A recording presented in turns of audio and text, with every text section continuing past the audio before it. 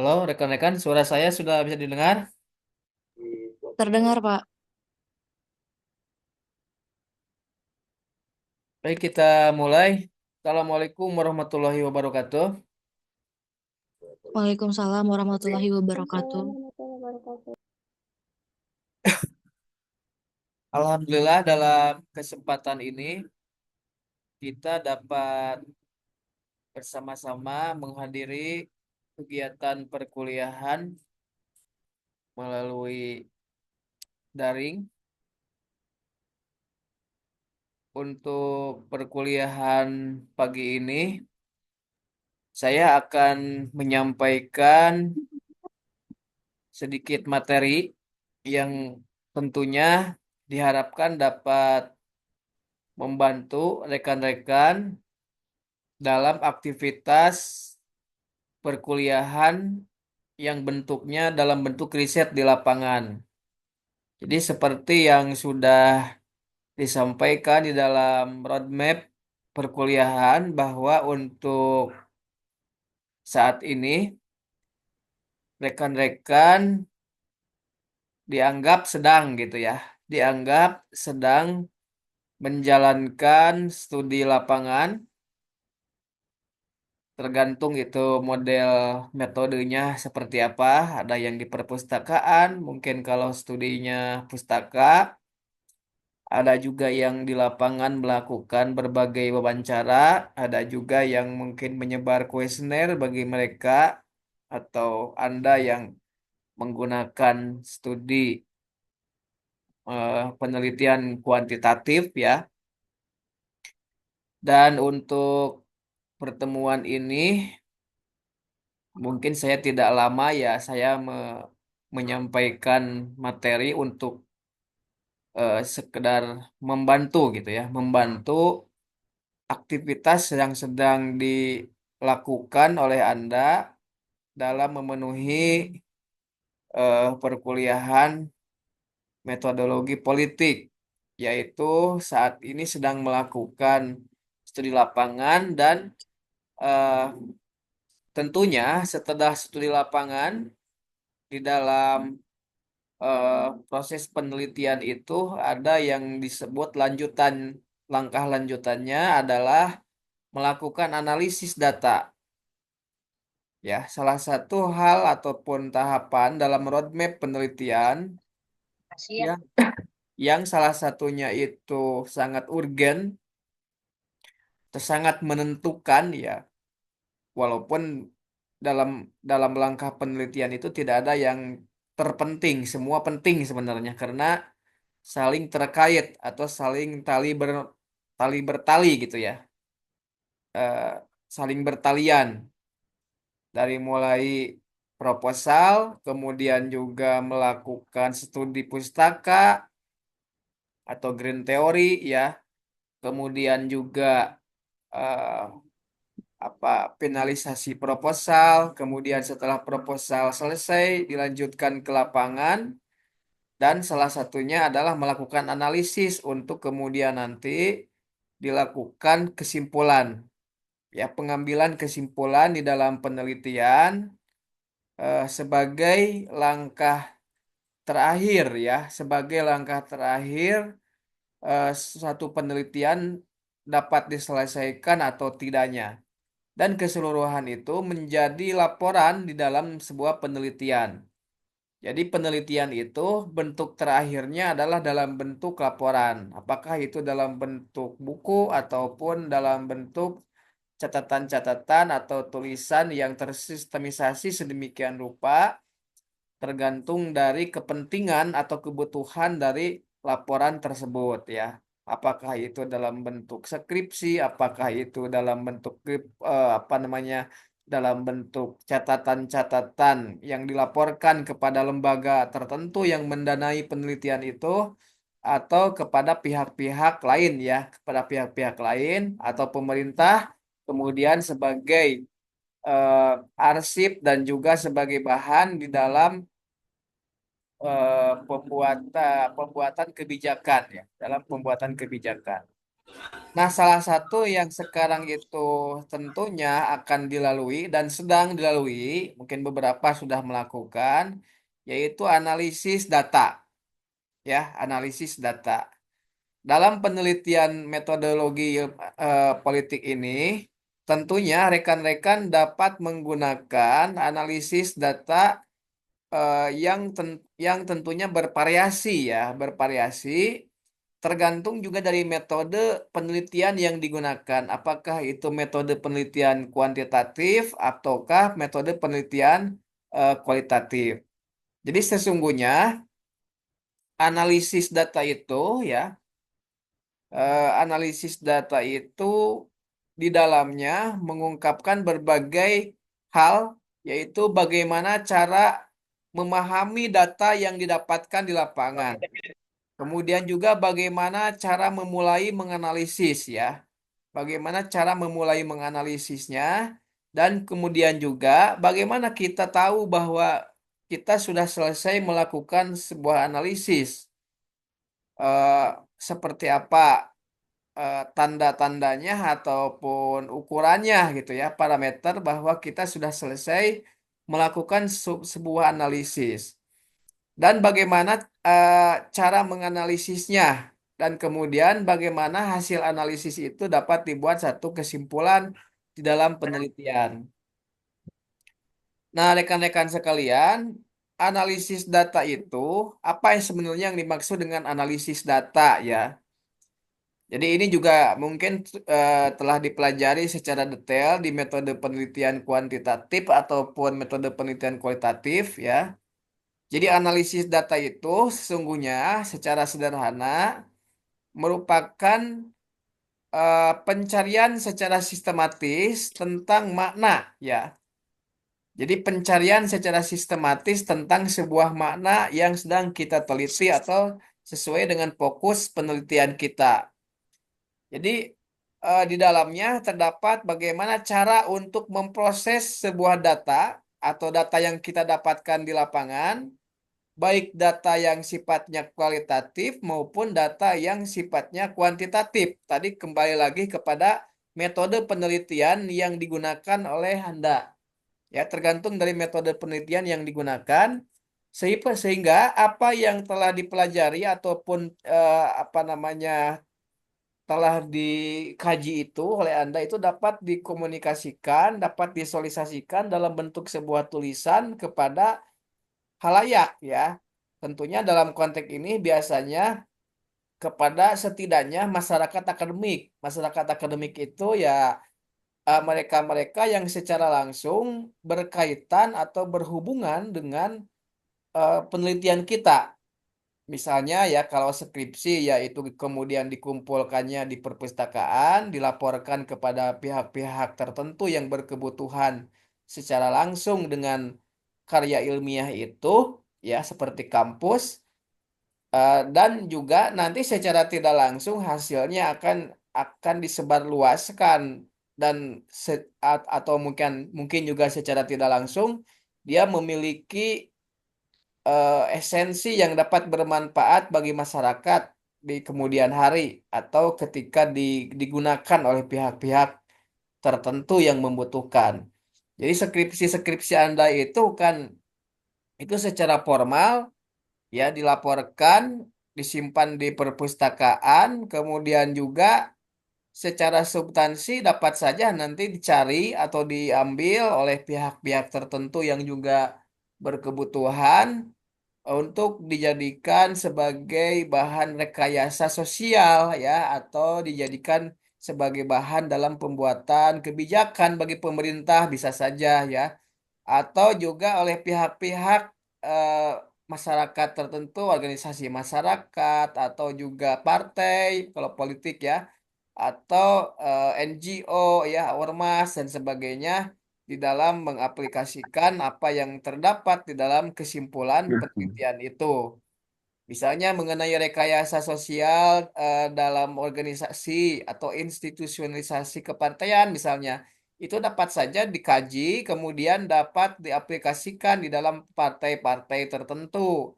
Atau juga bisa saja tentang optimalisasi ataupun institusionalisasi kelembagaan organisasi masyarakat ya, itu dapat saja nanti diaplikasikan di dalam optimalisasi Karang Taruna misalnya, atau juga organisasi ormas dan lain sebagainya.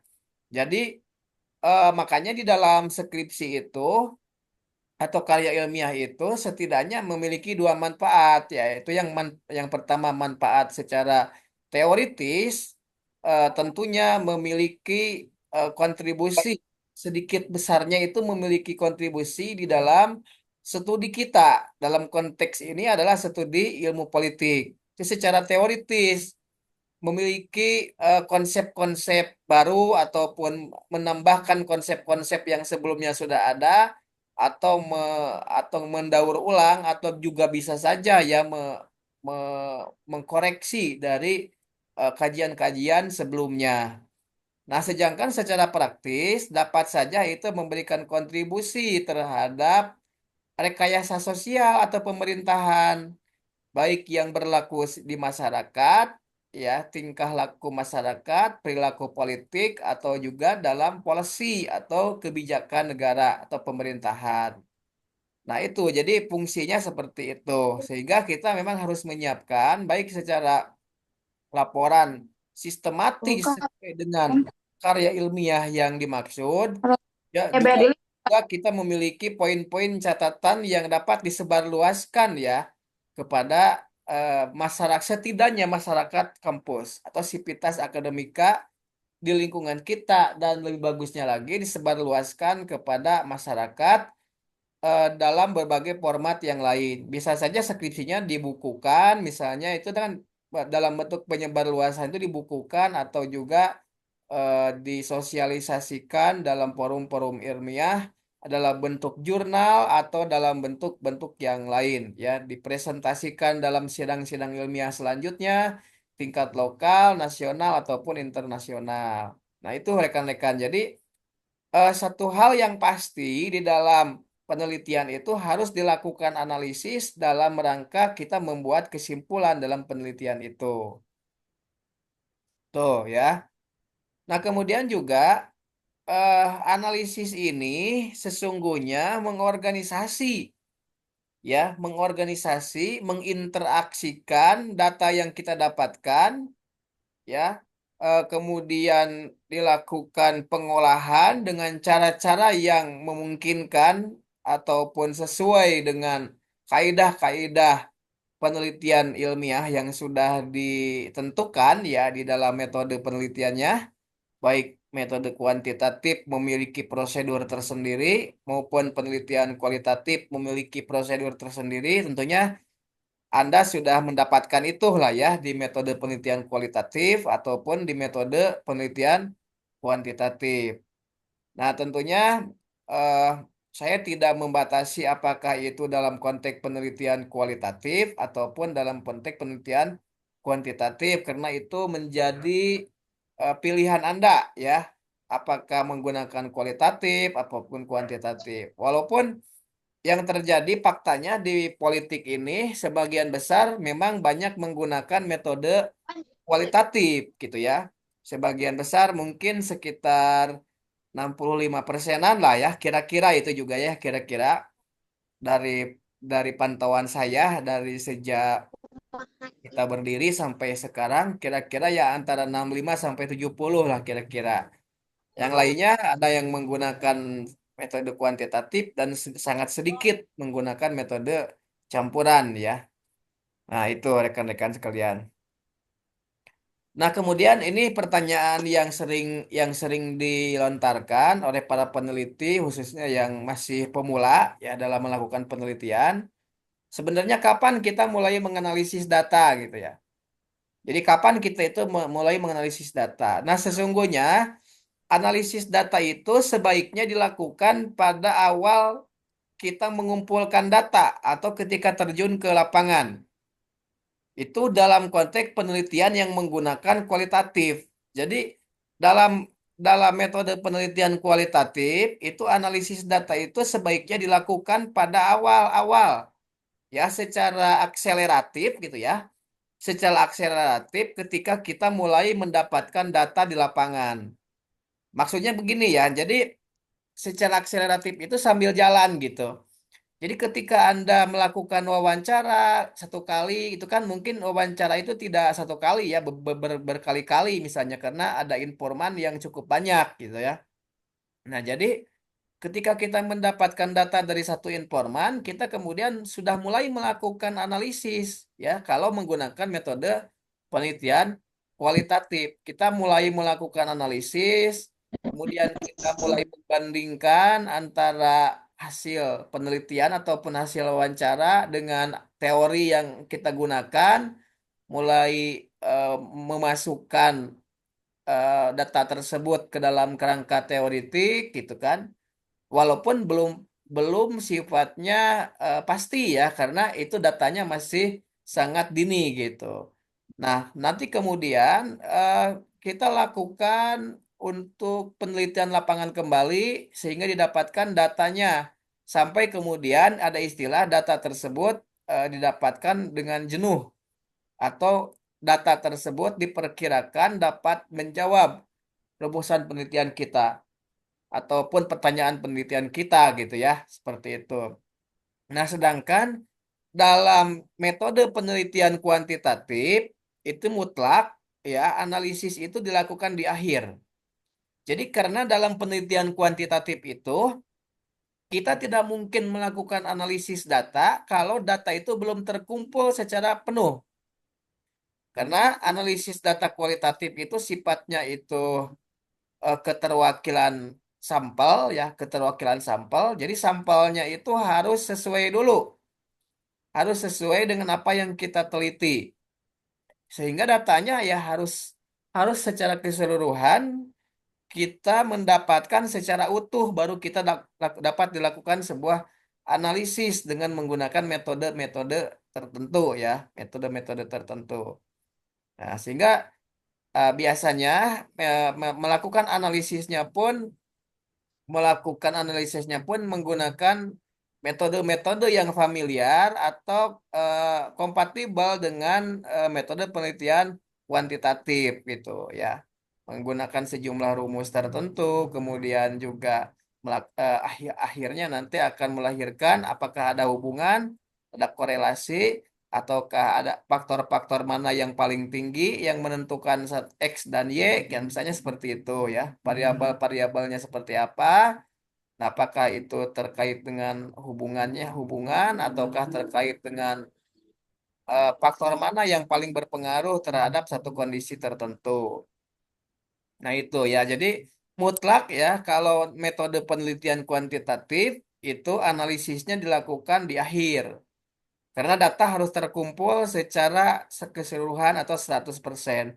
Tetapi dalam metode penelitian kualitatif, jika Anda menggunakan metode penelitian kualitatif, maka eh, analisis itu dapat dilakukan sejak dini ya, sejak kita mulai mendapatkan data. Karena dalam metode penelitian kualitatif itu dapat meloncat-loncat, bisa juga kita masuk ke analisis, bisa juga kita merevisi rumusan masalah ataupun kita dapat merevisi riset problem dan lain sebagainya jika temuan di lapangan itu mengarah kepada hal-hal yang berlainan dengan apa yang menjadi rumusan masalah atau mengarah kepada hal-hal yang kurang relevan dengan apa yang dijadikan sebagai rumusan masalah atau atau kurang menarik ya.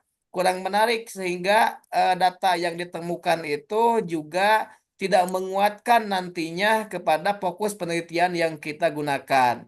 Sehingga dapat meloncat kembali lagi ke awal, dari akhir dapat kembali ke awal, kemudian kita mengulang kembali, diolah sedemikian rupa, diperbaiki, disempurnakan. Sedangkan kalau dalam metode penelitian kuantitatif itu tidak dapat dilakukan, kecuali Anda mengulang kembali, harus membuat proposal baru, harus membuat konsep-konsep yang baru, ya, yang diturunkan dalam bentuk pertanyaan-pertanyaan instrumen penelitian, karena instrumen penelitian itu diturunkan dari konsep yang digunakan dan diturunkan dari variabel-variabel ataupun apa namanya hal-hal yang dijadikan sebagai hipotesis gitu ya, hipotesis di dalam penelitian kita. Kalau dalam penelitian kualitatif namanya anggapan sosial ya, anggapan umum, anggapan apa namanya, anggapan dasar. Anggapan dasar. Memang peneliti itu harus punya anggapan dasar, walaupun hasil penelitian nanti itu tetap dapat sesuai atau tidak sesuai dengan anggapan dasar kita. Nah, kalau dalam penelitian kuantitatif namanya itu hipotesis. Jadi peneliti itu harus punya hipotesis. Misalnya hipotesisnya itu partisipasi kesadaran tingkat kesadaran politik memiliki pengaruh besar terhadap partisipasi politik. Atau B misalnya tingkat kesadaran politik tidak berpengaruh kepada partisipasi politik, misalnya seperti itu ya, misalnya. Nah, itu kemudian.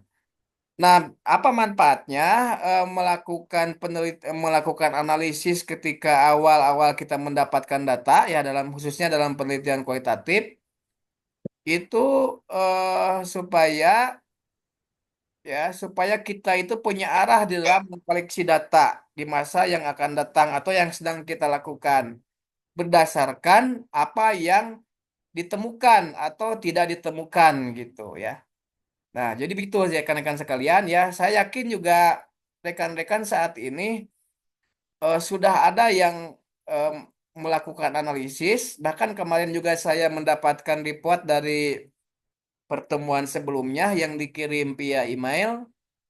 Ada di antaranya yang sudah melakukan analisis ya, walaupun masih mentah ya analisisnya.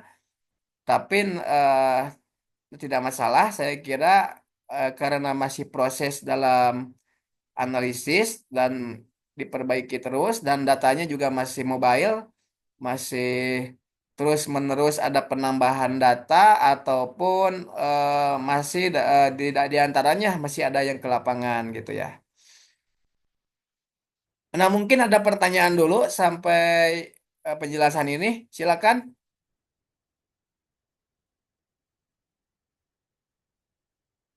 Khususnya bagi rekan-rekan yang serius ya untuk akhirnya nanti penelitian ini kemudian diajukan untuk skripsi ya, yang dapat membantu sebenarnya rekan-rekan supaya tidak dua kali pekerjaan gitu, atau sedikitnya tidak terlalu lama untuk bimbingan proposal ketika di semester depan rekan-rekan sudah mulai membuat skripsi atau proposal skripsi. Tinggal diajukan saja ke skripsi ini, proposal ini, dan nanti kita enak sudah punya data, tinggal menambahkan data saja gitu. Ini mata kuliah yang membantu sesungguhnya ya. Jikalau rekan-rekan memang serius, karena saya melihat di progres mata kuliah ini, saya baca-baca ya sekilas juga sebenarnya ataupun di ujian tengah juga kemarin melihat di antaranya ada yang cukup bagus ya. Ada yang cukup komprehensif, terlihat keseriusannya gitu. Karena kalau yang serius itu terlihat dari tulisannya, dari rencana penelitiannya atau proposalnya pun lebih jelas gitu ya, lebih jelas dan dia juga beberapa kali bimbingan ke saya sebenarnya ada yang melalui telepon gitu ya, ada juga yang WA gitu. Atau bahkan ada yang ketemu kebetulan saya di kampus dan dia janjian eh, apakah saya dapat bimbingan tugas metodologi politik ya waktu itu saya sedang luang sehingga memungkinkan gitu ya ada beberapa sih yang konsultasi seperti itu banyaknya via telepon ya tapi tidak masalah via telepon juga dan hasilnya pun memang beberapa ada yang sudah mulai cukup jelas gitu jadi kalau saya lihat sebagian besar proposal itu memang belum jelas ya sebagian besar tapi tidak masalah saya sampaikan sebagian besar memang masih apa namanya memiliki masalah gitu ya dengan proposalnya. Ya, memang juga kalau semua penelitian proposal penelitian di dalam mata kuliah ini semua jelas juga nggak mungkin juga sih ya. Kita dibatasi dalam beberapa pertemuan, kemudian juga ini kan banyak ya ambilnya banyak ya. Saya juga tidak secara konsen setiap orang per orang melakukan melakukan apa namanya itu konsultasi gitu ya. Melakukan konsultasi karena keterbatasan juga. Mungkin kalau rekan-rekannya sih mau saja konsultasi, tapi sayanya yang tidak kebendung gitu ya. Semua orang konsultasi, sedangkan saya juga apa nama menghadapi rekan-rekan yang konsultasi serius skripsi kakak tingkat. Jadi saya memprioritaskan kakak tingkat Anda yang sedang konsultasi skripsi karena saya membimbing belasan skripsi ya untuk semester ini dan sebagian besar pembimbing satu ya dan sebagian kecil pembimbing dua, belum juga yang menjadi penguji gitu ya. Sehingga kalau dengan yang penguji mungkin puluhan ya untuk semester ini, saya satu semester ini. Sehingga agak repot juga, sehingga ya yang memungkinkan saja. Tapi beberapa ya tidak banyak gitu ya, tidak banyak, ada yang cukup berpotensi. Nanti saya juga sampaikan ke orangnya supaya nanti mahasiswa yang bersangkutan tahu bahwa proposalnya cukup bagus gitu, supaya bisa dilanjutkan kalau yang sudah cukup bagus sudah dapat dilanjutkan untuk diajukan menjadi skripsi nantinya atau proposal skripsi gitu. Gitu. Nanti juga ada tembusan, tapi saya kan ingin melihat dulu sampai ujian akhirnya. Jadi jangan sampai nanti misalnya juga direkomendasikan tapi ke depannya menjadi tidak jelas juga gitu ya. Jadi saya akan bandingkan dulu dengan hasil dari ujian akhirnya nanti. Gitu ya, rekan-rekan sekalian. Nah, tentunya saya juga membayangkan, tapi tidak pasti ya, karena membayangkan itu tidak pasti. Membayangkan rekan-rekan itu ada yang melakukan penelitian yang serius mah ya. Ada juga yang mungkin leha-leha belum melakukan penelitian sampai sekarang. Tapi akan terlihat nantinya, akan terlihat di ujian akhir yang nanti akan dikumpulkan melalui link Google apa namanya Google Google ini ya apa file doc ya file dokumen ya nantinya akan terlihat kalau melakukan penelitian dan melakukan analisis itu tulisannya masih mending itu mungkin dapat saya berikan nilai 80 ke atas atau A lah ya kalau dalam konteks ini. Jadi kalau yang sempurna pasti kayaknya sih belum ada ya kalau yang sempurna. Tapi yang mendingan itu juga akan saya berikan nilai cukup bagus ya mungkin nilainya A lah ya 80 ke atas gitu. Eh, tapi beberapa nanti juga kemarin saya lihat di proposal itu ada yang sama sekali memang asal-asalan gitu ya. Ada yang sama sekali asal-asalan eh, dibuatnya mendadak mengumpulkan ketika ujian tengah saja karena mungkin daripada kosong mendingan mengumpulkan tapi akan terlihat dan juga progress report saya lihat di progress report yang saya kumpulkan via email itu juga tidak pernah dia mengirimkan progress report gitu ya itu jadi tolong diperhatikan ya rekan-rekan karena sebagian besar nilai Anda 70% diambil dari ujian tengah yang sifatnya eh, yang kemarin dan ujian akhir serta report-report itu ya, report-report yang kemarin saya berikan tugas karena report itu statusnya itu rekan-rekan hadir kuliah sebenarnya. Jadi mata kuliah ini tidak mesti ada masuk setiap pertemuan. Mungkin minggu depan juga saya tidak masuk ya. Bukan berarti tidak masuk itu tidak ada kuliah, tetapi diganti dengan report-report itu. Jadi perhatikan report itu. Karena progress report itu mengganti perkuliahan dan saya memberikan nilai pada setiap progress report itu. Jadi kalau progress report itu mungkin rekan-rekan ada yang bolong, tidak mengumpulkan di minggu itu, pasti nilainya akan nol gitu kan ya. Dan nanti mengurangi penilaian, mengurangi penilaian. Jadi eh, justru sebagian besar saya tidak menilai di dalam absen ya, di dalam absen karena absennya juga pertemuan-pertemuan ini kan banyak kita tidak masuk kelas, tapi bukan berarti tidak masuk kelas itu tidak melakukan aktivitas ini ya, tidak tidak melakukan aktivitas penelitian. Nah, itu bedanya. Jadi mata kuliah ini banyaknya praktek gitu. Mata kuliah itu banyaknya praktek seperti Anda skripsi. Skripsi kan tidak ada kuliah, ya. Cuman kalau skripsi itu 100% praktek. Kalau mata kuliah ini ya mungkin 80% praktek, 20%-nya itu masih ada materi. Seperti sekarang ini kan ada materi gitu. Nah, ini perlu dipahami. Jadi kalau dapat dipastikan kalau teman-teman tidak memberikan progress report, tidak kemudian membuat proposal dan akhirnya tidak membuat laporan penelitian dalam bentuk skripsi seperti skripsi pool, itu dapat dipastikan nilainya jelek gitu. Ya, jadi kan ada dulu ya yang protes ke saya, pas saya setiap perkuliahan itu masuk katanya gitu. Lah, memang setiap perkuliahan masuk, saya perasaan itu perkuliahan itu banyak tidak masuk kalau saya itu kan. Nah, tetapi itu melakukan progress report. Mungkin dia tidak berbohong, tetapi tidak tahu perkuliahannya seperti apa gitu. Jadi kelihatan berbohongnya. Saya tanya kan, memang kamu ikut kuliah terus? Ikut Pak, saya masuk terus katanya gitu. Terus saya selok lagi. Kok di absen tidak ada? Oh, saya ngisi absen, Pak. Ngisi absen. Jadi udah terlihat berbohong. Lah, jangan berbohong ya. Kalau berbohong itu udah kelihatan sebenarnya. Karena saya itu di satu semester itu ada 5 kali tidak masuk. 5 kali tidak masuk itu karena diganti dengan kuliah lapangan gitu. Rekan-rekan dan rekan-rekan tetap melaporkan.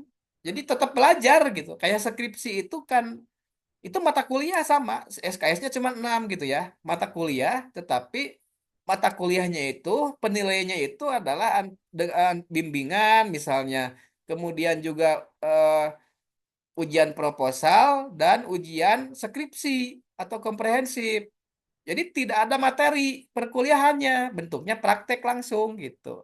Nah, itu perlu dipahami. Jadi metodologi politik itu udah 80% praktek gitu ya. Dan 20%-nya itu dimungkinkan ada materi jikalau itu dibutuhkan, itu pun jikalau dibutuhkan. Jadi saya tidak wajib sebenarnya untuk menyampaikan materi karena materi ini diulang-ulang di metode penelitian kualitatif, di metode penelitian kuantitatif sudah disampaikan ini semua. Cuman saya untuk mengingatkan saja sebenarnya ya untuk hal-hal seperti ini. Dan pendekatan-pendekatan ilmu politik pun sudah dipelajari di pengantar ilmu politik dan di teori politik sebenarnya. Di teori politik dan metode dan perkuliahan inti lainnya, inti dalam politik seperti kajian parpol, misalnya tentang parpol di kajian parpol, kajian Indonesia dalam politik Indonesia kan sudah ada, dan yang lain, kajian tentang identitas, politik identitas ada di mata kuliah itu gitu. Jadi sesungguhnya mata kuliah ini lebih banyak mengulang kalau kalau materi-materinya mengulang di eh, materi perkuliahan politik di baik tingkat dasar maupun yang menengah ya di pertengahan perkuliahan Anda gitu. Itu ya rekan-rekan sekalian. Eh, dan kapan mengakhiri ya dan kapan mengakhiri analisis itu. Nah, ini juga sebenarnya dalam penelitian kualitatif ya, dalam penelitian kualitatif itu analisis itu sebenarnya tergantung Anda. uh, apa namanya itu subjektivitas Anda gitu ya. Mengakhirinya kapan? Nah, yang jelas yang mengakhirinya itu ketika data yang kita dapatkan dan sudah kita seleksi kan ada ya metode ininya analisisnya misalnya kalau menggunakan Miles dan Haberman misalnya itu data itu di display kemudian dilakukan verifikasi ya dilakukan verifikasi dan kemudian itu di apa namanya di display data itu tentunya data yang relevan yang kira-kira menguatkan melegitimasi dari argumen-argumen yang dibentuk oleh Anda untuk menjawab pertanyaan penelitian gitu. Jadi tidak semua data yang kita dapatkan di lapangan itu kita masukkan gitu ya. Jadi hanya data yang mendukung argumen penelitian kita saja. Itu ya. Apakah analisis dapat dijelaskan dan dijustifikasi? Nah, ini yang penting. Apakah setiap pernyataan yang kita buat sebagai upaya untuk menjawab rumusan masalah itu dapat dijustifikasi oleh data tersebut. Jadi keberadaan data itu ya, keberadaan data itu harus secara sistematis menguatkan argumen-argumen ataupun pernyataan-pernyataan yang kita buat di dalam analisis gitu. Atau sebagai dalil gitulah ya, sebagai dalil. Eh, Faktanya seperti apa? Misalnya begini ya, Anda penelitian tentang pasir besi Kenapa pasir besi di Kabupaten Tasikmalaya di sebelah selatan misalnya dihentikan? Setelah dilakukan wawancara, pasir besi dihentikan itu ininya apa namanya eh, penambangan pasir besi dihentikan dikarenakan masyarakat melakukan protes misalnya. Hasil wawancara membuktikan bahwa masyarakat Kabupaten Tasikmalaya itu melakukan protes besar-besaran dikarenakan mereka terdampak dari limbah penambangan pasir besi misalnya. Nah, berarti kesimpulannya itu adalah setelah dilakukan cross check dengan pihak-pihak tertentu, dengan pengusaha, dengan pemerintah, bahwa memang benar Mas mereka menutup pabriknya ataupun penambangannya untuk pengusaha karena masyarakat melakukan demo besar-besaran misalnya sehingga mereka menutup sementara. Nah, pemerintah pun demikian menjawabnya. Jadi ketika ada kesamaan informasi dari satu data yang didapatkan dari informan yang satu dengan yang lain, bahwa itu dapat dikatakan jenuh ya kalau ada kesamaan. Sehingga kalau jenuh, kita dapat membuat kesimpulan di dalam penelitian kita bahwa penyebab dari ditutupnya pasir besi di Tasikmalaya Selatan itu dikarenakan eh, ketidaksepahaman masyarakat atau penolakan masyarakat terhadap penambangan pasir besi itu misalnya. Apakah cerita yang komplit bisa dikatakan? Nah, kita harus bisa memberikan cerita ataupun gambaran-gambaran hasil penelitian. Anda dapat cerita silakan gitu ya. Dapat apa? Jadi di pembahasan itu, di analisis itu memang tempatnya Anda untuk menuangkan sebanyak-banyaknya ya temuan termasuk juga analisis Anda. Anda ingin membawa penelitian itu kemana gitu ya, menganalisisnya kemana. Dan itu tempatnya ada di analisis itu. Jadi kalau ada pertanyaan sebenarnya, Pak, seperti apa eh, laporan penelitian dalam bab 4 itu, dalam analisis itu, apakah harus panjang lebar misalnya, ataukah harus simpel? Itu tergantung sih oleh Anda. Silakan. Yang penting bahwa itu dapat menjawab rumusan masalah.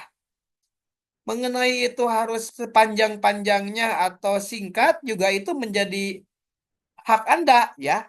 Tidak ada ketentuan bahwa di pembahasan itu atau di dalam analisis itu harus singkat atau harus panjang lebar.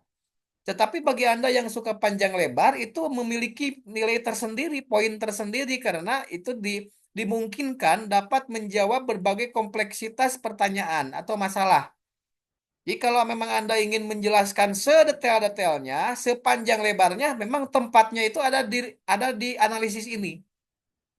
Jadi kalau dalam penelitian kualitatif dapat memungkinkan Anda berekspresi untuk menjawab secara khotam gitu ya, secara holistik, secara sempurna di analisis penelitian ini gitu. Nah, biasanya kalau dalam penelitian kualitatif itu panjang-panjang penjelasannya, komprehensif, panjang lebar, karena memang penelitian kualitatif itu sifatnya mendalami satu fenomena ataupun kasus ya, sehingga memang membutuhkan kalimat-kalimat yang cenderungnya agak panjang gitu ya.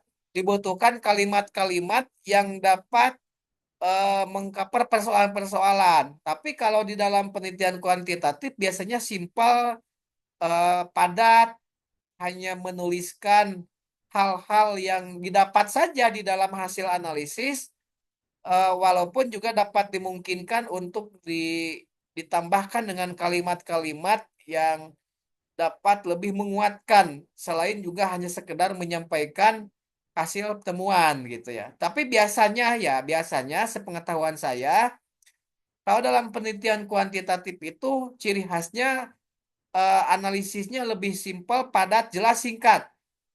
Tapi kalau dalam penelitian kualitatif biasanya gitu ya, ini biasanya kan bukan pasti ya. Biasanya penelitian kualitatif itu memiliki tinjauan yang panjang lebar ya, panjang lebar terus kesannya mendalam gitu ya, kesannya mendalam. Dan itu bagus kalau memang sesuatu yang kemudian diungkapkan itu baru semua, tidak diulang-ulang. Yang penting bahwa panjang lebar tapi tidak diulang-ulang gitu ya. Percuma kalau panjang lebar tapi diulang-ulang. Sudah dituliskan di awal, kemudian dituliskan lagi dan sebagainya itu tidak bermanfaat, malah apa namanya itu menambah masalah gitu ya. Biasanya akan ketahuan akan menjadi problem di dalam pertanggungjawaban penelitian kita di dalam sidang ilmiah seperti sidang skripsi ataupun sidang hasil penelitian gitu. Jadi panjang lebar silahkan, tapi yang penting panjang lebar itu pun penuh dengan temuan-temuan baru, ya, penuh dengan statement-statement yang berdasar, penuh dengan pernyataan-pernyataan yang legitimasinya dikuatkan oleh data, gitu ya, dikuatkan oleh data. Tapi kalau misalnya juga penelitian kualitatif itu ingin simpel, padat juga tidak masalah. Yang penting bahwa eh, di dalam analisis itu, kalaupun simpel, dia mampu menjawab persoalan yang diangkat di dalam penelitian gitu, ya. Tapi memang dari pengalaman saya, biasanya kalau dibanding-bandingkan, penelitian kualitatif itu lebih tebal biasanya ya, karena tadi itu argumennya. Biasanya penelitian kualitatif membutuhkan kata-kata ataupun membutuhkan kalimat-kalimat yang dapat menggambarkan satu fenomena ataupun kasus. Ya, dibandingkan metode penelitian kuantitatif yang tinggal eh, menyimpulkan saja ya angka-angka yang sudah muncul. Itu ya angka-angka yang sudah muncul. Jadi Anda pun biasanya akan terbatas ya di dalam membuat satu kalimat-kalimat dikarenakan data sudah berbicara, angka sudah berbicara karena penelitian kuantitatif itu biasanya dalam bentuk angka-angka ya, biasanya dalam bentuk angka-angka hasil dari proses pengolahan dari rumus-rumus ilmiah yang sudah digunakan yang dipilih oleh Anda di dalam penelitian gitu. Gitu ya. Jadi rekan-rekan ini mengingatkan saja karena materi-materi ini sebenarnya secara ini sudah disampaikan di metode penelitian kuantitatif ya dengan Pak Hilal mungkin ya Anda ya atau dengan siapa ya atau metode penelitian kualitatif dengan saya dan Pak Bu Wiwi misalnya dan juga di teori politik ya kalau kajian tentang ininya apa kajian tentang politiknya dan mata kuliah yang lain itu itu ya rekan-rekan sekalian mungkin kalau ingin ada yang ditanyakan dulu atau ada yang ingin share pengalaman di lapangan seperti apa ataupun kendala-kendala kesulitan mungkin dapat apa namanya disampaikan di pertemuan ini ya silakan mungkin ada waktu kurang lebih 15 menit lah ya maksimal 15 menit untuk kuliah ini sebelum saya tutup nanti Bapak silakan izin ya. bertanya. Ya ya silakan Ulpa silakan.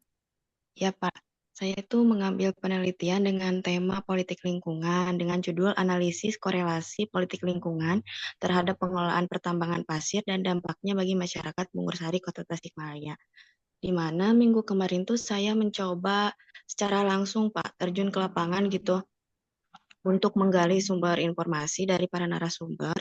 Namun terdapat kendala Pak dari pihak eh, perusahaan pertambangannya, Pak, di mana mereka itu menutup akses Pak bagi saya gitu untuk menggali berbagai sumber informasi yang seharusnya saya dapatkan. Itu bagaimana Pak untuk solusinya? Ya coba diulang lagi ininya tadi judulnya apa Untuk judulnya analisis korelasi politik lingkungan terhadap pengelolaan pertambangan pasir dan dampaknya bagi masyarakat Bungur Sari di Kota Tasikmalaya. Oh, dan dampaknya ya, itu Ya, yang ditelitinya itu pengusahanya atau masyarakat, menanyakan kepada masyarakat dampaknya, karena ada dampak ya di sana. iya Pak. Itu untuk ke masyarakat Pak dampaknya. Oh, dampaknya ke masyarakat ya. Mungkin kalau ke Ya, masyarakat ini kan menggunakan kuantitatif ya, harus survei kalau ke masyarakat, atau gimana? iya Pak. Survei juga ke masyarakat. Untuk penelitiannya saya mengambil kualitatif. Oh, kualitatif. Tapi Iya, ada survei ke masyarakat itu kan, karena menanyakan ini juga mungkin harus menanyakan dampaknya ya ke masyarakat. iya betul. Eh, Ya, tapi sebenarnya ini juga eh, mungkin ada dua kecenderungan. Bisa juga dengan kualitatif karena eh, masyarakat dalam konteks itu dapat diwakili oleh tokoh misalnya ya, dapat diwakili oleh misalnya aktivis lingkungan gitu ya, atau lembaga-lembaga swadaya masyarakat yang apa namanya concern dengan lingkungan gitu. Nah, tadi yang ditanyakannya itu terkait dengan kendala mendapatkan data kepada pengusaha atau gimana? iya, iya betul Pak. Jadi mereka Ya, itu menutup akses gitu. menutup akses. Sudah dilakukan Iya, belum? Sudah iya sudah Pak minggu minggu kemarin. Cuman mereka gak mau gitu Pak menutup akses. wawancara atau gimana? Tadinya Iya, mau wawancara. Ke iya siapa? mau Ke wawancara tadi. ke siapa? Pasir Galunggung atau Pasir mana? Ke daerah ini Pak pertambangan di Bungur Sari. Oh, pertambangan pasir ya, Iya betul di di Bungosari. Dan Bungur Sari. dan mereka gimana? Katanya alasannya gimana? Mereka itu sulit ditemui Pak, gak mau. Pada gak mau. Pengusahanya. Iya betul Pak, pengelolanya juga. Ya, ya memang kalau eh, tentang hal ini gitu ya, kajian-kajian tentang hal itu kajian-kajian sensitif yang penuh tantangan gitu ya, yang penuh tantangan. Jadi memang pengalaman saya juga banyak melakukan penelitian. Saya dulu pernah melakukan penelitian tentang Pasir Galunggung ya, wawancara ke Endang Juta segala macam. Memang pertama kali ininya itu kesannya itu mereka menutup gitu ya. Iya Jadi betul. memang biasanya penelitian-penelitian yang sensitif seperti ini itu membutuhkan waktu gitu dan juga membutuhkan strategi tertentu. Tingkat kesulitannya di dalam mendapatkan data memang agak cukup tinggi ya. Jadi harus punya skill penelitian, harus punya skill dalam mendapatkan atau collecting data di lapangan. Misalnya dulu kalau saya itu biasanya membuat proposalnya itu karena mereka minta proposal ya dibaca dulu. eh kita coba misalnya proposalnya itu jadi kita bikin dua proposal. Hal-hal yang sifatnya kritis ataupun hal-hal yang sifatnya memojokkan eh, pasir galau pengusaha itu biasanya dihaluskan ya, dihaluskan, kemudian juga di format sedemikian rupa ya supaya mereka itu tidak negatif thinking duluan gitu ya. Nah, biasanya seperti itu. Dulu saya di pertemuan pertama kok mau bikin janjian itu ditolak ya. Bikin janjian itu padahal dia tahu bahwa saya dosen gitu ya. Ditolak, Iya, kemudian keduanya juga mereka masih keberatan. Nah, yang ketiganya saya jelaskan lagi bahwa kita bukan untuk menjelek-jelekan pengusaha pasir, justru untuk membantu pengusaha pasir dalam konteks ini itu memperbaiki hubungan dengan pemerintahan, justru dengan masyarakat yang selama ini mempertanyakan ataupun tidak sepakat dengan penambangan pasir, justru kita akan misalnya eh, jembatani gitu ya, apa namanya pendapat-pendapat mereka seperti apa, justru untuk mencari solusi gitu. Biasanya mereka mulai mau kalau seperti itu. Nah, biasanya mereka tertutup dikarenakan takutnya penelitian ini menjelek-jelekan ya dan juga merugikan mereka. Karena mereka sudah tahu persoalan pasir itu atau persoalan pertambangan itu persoalan yang sensitif dan sangat riskan dengan penolakan.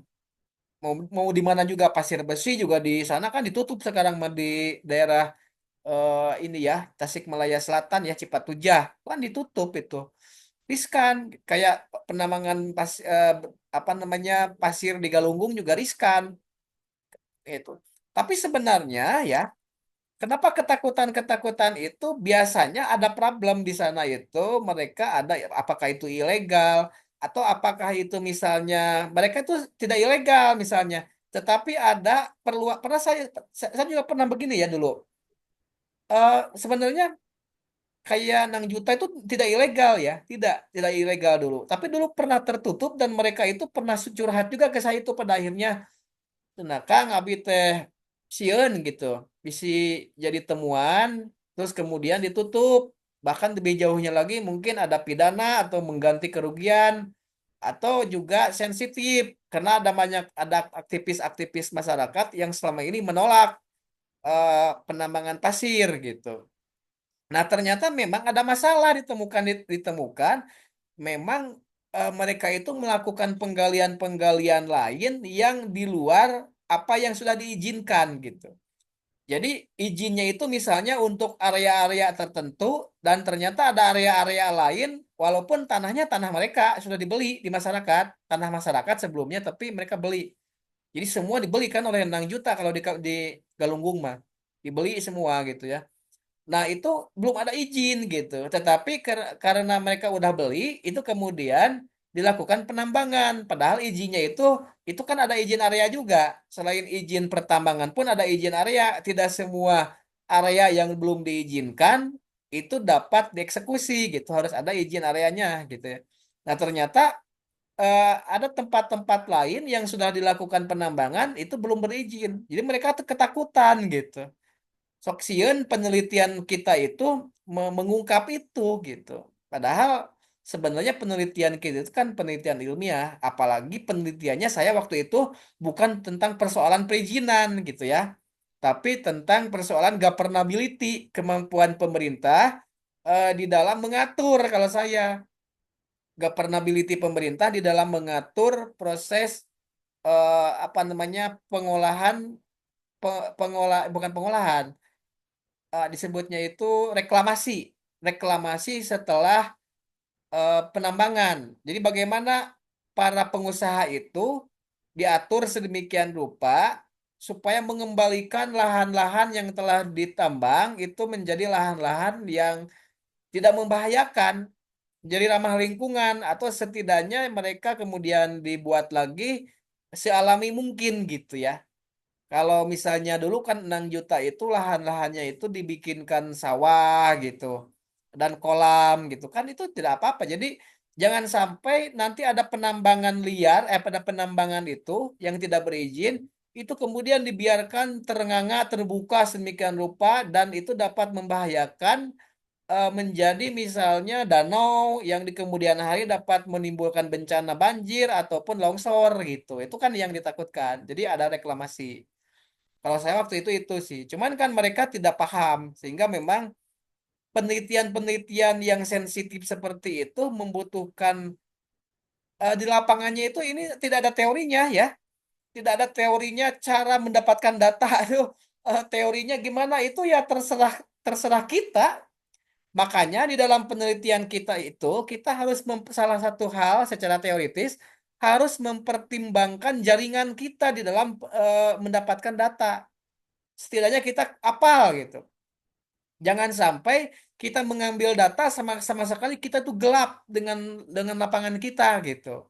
Yang akan diteliti oleh kita. Dulu pernah kejadian ada mahasiswa yang nyerah gitu ya. Yang nyerah penelitian tentang apa ya di Banten kalau nggak salah itu dulu tentang Ratu Ratu Atut Hosiah ya tentang apa itu bukan piramida kekuasaan namanya itu eh, ini apa kekuasaan keluarga itu apa namanya? Yang kekuasaan keluarga itu. Jadi yang jadi itu kan Ratu Atut, kemudian adanya gitu kan disebutnya apa itu ya? Dinasti ya. Dinasti. Dulu ada mahasiswa yang ingin meneliti tentang dinasti di Banten, studinya itu keluarga Ratu Atut gitu. Dan ternyata nyerah karena mereka belum apa-apa ketika mereka pertemuan pertama itu sudah dimarahi oleh Ratu Atutnya. Ya ketemu Ratu Atut dan ketemu ke ininya apa namanya keluarganya waktu itu Wawan ya tuh bagus siapa yang belum belum dipenjara waktu itu udah dimarahi gitu dan dimarahi akhirnya apa saya nyerah aja lah takut udah langsung dimarahi ya penelitian itu tidak sesimpel itu gitu ya masa baru dimarahi sekali saja itu kemudian nyerah segala macam karena penelitian itu sifatnya tidak memihak itu yang perlu dijelaskan penelitian itu objektif bukan untuk menjelek-jelekan satu kalangan tertentu tetapi objektif apa adanya nah problemnya memang objektif apa adanya itu kadangkala memang secara substantif ada yang dirugikan juga biasanya mereka yang salah yang dirugikan itu gitu. Mereka yang salah.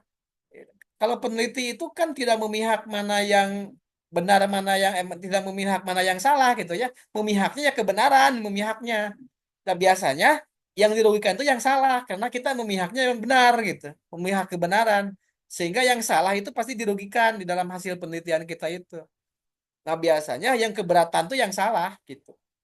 Yang keberatan itu butuh skill sih butuh skill butuh butuh kemampuan lobby kemampuan apa namanya menjelaskan butuh kemampuan untuk apa namanya itu eh, skill mencari waktunya kadangkala di dalam penelitian itu nggak ada yang nggak jadi-jadi kamu gimana penelitian saya dulu pernah membimbing mahasiswa kamu gimana penelitiannya udah belum penelitiannya waktu itu tentang ini ya tentang eh kalau nggak salah ekonomi politik tentang Mayasari ya Mayasari Plaza. Nah, bikin jadwal sudah bikin jadwal tapi katanya Pak belum nanti yang punyanya yang punya Mayasarinya sedang repot terus. Akhirnya dibikin jadwalnya minggu depan katanya. Oke, ternyata minggu depannya yang punya Maya Sarinya sedang ke Batam katanya. Dibikinkan lagi jadwal. Akhirnya itu jadi-jadi sampai berbulan-bulan katanya nggak jadi-jadi akhirnya kan. Ya kalau seperti itu kan harus ada alternatif ya tidak mesti yang punya sebetulnya. Siapa yang mewakili misalnya. Kepercayaannya juga boleh, kan sama aja sih sebetulnya. Atau jubirnya, juru bicaranya. Jadi fleksibilitas kita di lapangan itu juga perlu ini, karena penelitian itu tidak sekedar sesuai dengan teori, ada skill-skill lapangan yang harus dikuasai gitu ya. Nah, itu nantilah kita coba untuk diskusikan dan itu Anda diskusikan dengan pembimbing biasanya.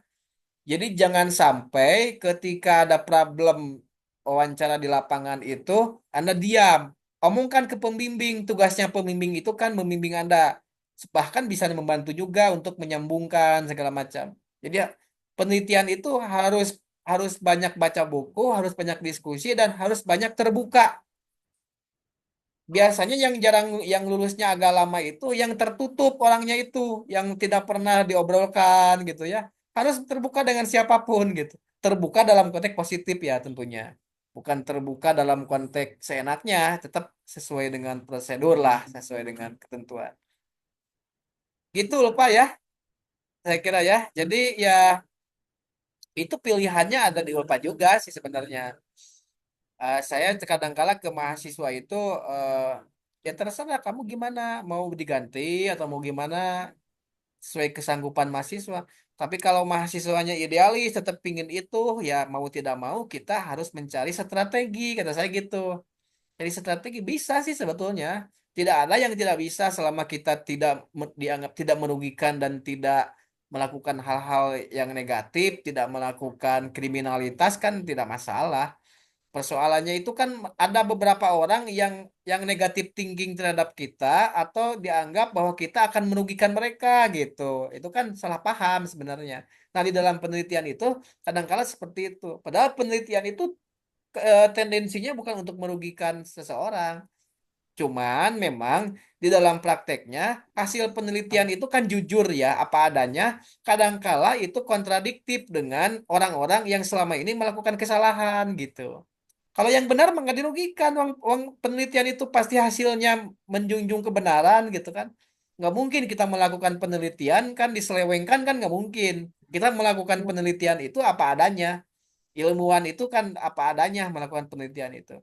Tapi kadangkala pihak-pihak yang menjadi objek penelitian kita itu dia merasa dirugikan karena mereka salah gitu. Itu yang jadi problem biasanya. Ya, seperti itu. Itu ya lupa, lupa ya. Iya, Iya Pak, mungkin untuk sumber datanya cukup dari para tokoh masyarakat dan LSM juga Pak, bisa Pak? Ya, nanti bisa diganti misalnya, tapi tetap ya dari pihak pengusaha itu harus ada, mungkin bisa dicari kepada orang-orang terdekatnya. Orang-orang Oh, terdekatnya harus dicari tahu juga sebenarnya yang kira-kira tahu tentang sepak terjang dari pengusaha yang bersangkutan itu siapa. Kalau memang kita sudah mentok dengan pengusaha itu, mungkin orang-orang terdekatnya, istrinya, anaknya, bisa saja seperti itu. Atau iya. misalnya pekerja-pekerja terdekatnya, kaki tangannya lah gitu ya. Kaki tangannya yang dianggap setidaknya mengetahui sepak terjang dari pengusaha itu. Orang-orang terdekat lah, orang-orang terdekat itu bisa bisa keluarga, bisa saudaranya, bisa juga mungkin di dalam pekerjaan itu sekretarisnya misalnya, ya, misalnya sekretarisnya. Jadi bahkan itu juga bisa dilakukan informal. Saya dulu pernah ya ke beberapa pengusaha di Pasir Besi di Cipatujah itu, si pengusahanya itu tidak mau diwawancara. Tapi saya ada jaringan ke salah satu sekretaris dari pengusaha itu, admin gitulah, admin, sekretaris dari pengusaha itu yang juga waktu itu saya kenal melalui melalui temannya dia gitu. Jadi temannya dia itu teman saya juga gitu. Saya minta bantuan bahwa eh, siapa sekretaris dari pengusaha itu gitu ya, pengusaha yang bersangkutan itu sekretarisnya itu ternyata temannya dia, itu teman saya katanya. Udah kalau gitu tolong disambungkan dong gitu. Jadi dia dia itu eh, dia ingin menyampaikan ke saya tapi jangan disebutkan nama katanya gitu, diinisialkan saja nanti itu. Ternyata dia banyak tahu banyak hal karena keseharian dia itu kemana-mana dia ikut ke si bos itu gitu. Nah itu tidak masalah juga ya, tidak masalah. Tidak masalah karena datanya sama saja sih sebetulnya. Misalnya dia punya kontrak dengan pengusaha di Jepang, misalnya untuk penyaluran biji besinya, itu tahu dia karena ketika tanda tangan kontrak itu dia ada di sampingnya. Nah, tidak masalah itu ya. Tapi waktu itu harus dirahasiakan namanya katanya gitu. Ya tidak masalah karena kita jangan menyebutkan nama kalau si informan itu tidak mau disebutkan nama. Makanya di dalam skripsi itu juga ada yang disebut hanya inisial, ada. Kalau misalnya yang bersangkutan mau disebutkan namanya, sebutkan saja namanya tidak masalah. Tapi kalau tidak mau disebutkan nama, tuliskan saja inisial gitu. Jadi kita kan bukan untuk membuat konflik mereka, tapi yang penting itu kita tahu datanya gitu aja. Dan data itu dapat dipertanggungjawabkan gitu. Artinya kita tidak ngarang, data itu kita dapatkan dari sumber yang mengetahui gitu, mengetahui persoalan gitu. Itu ya Bapak ya. Mungkin bagi yang lain Ya, silakan baik saja Pak, kalau terima mau kasih. konsultasi, bisa juga telepon ya. Di hari kerja lah teleponnya ya. Di hari kerja jangan di teleponnya misalnya hari Minggu. Nah, saya hari Minggu tuh lagi jalan biasanya ya. Lagi main biasanya sulit sekali untuk mengangkat telepon gitu ya. Itu saja ya, semoga diberikan kelancaran ya rekan-rekan di dalam Amin. perkuliahan ini, dan juga terpentingnya menurut saya nanti bisa lanjut ke skripsi gitu. Demikian saja yang dapat saya sampaikan di dalam perkuliahan ini karena waktunya sudah hampir selesai. Terima kasih atas segala perhatiannya. Assalamualaikum warahmatullahi wabarakatuh. Waalaikumsalam warahmatullahi Waalaikumsalam wabarakatuh. Terima warahmatullahi kasih Pak. Tolong nanti wabarakatuh. ketua kelas untuk absen di ini ya, disampaikan ke saya ya untuk pertemuan hari ini. Lumayan lah.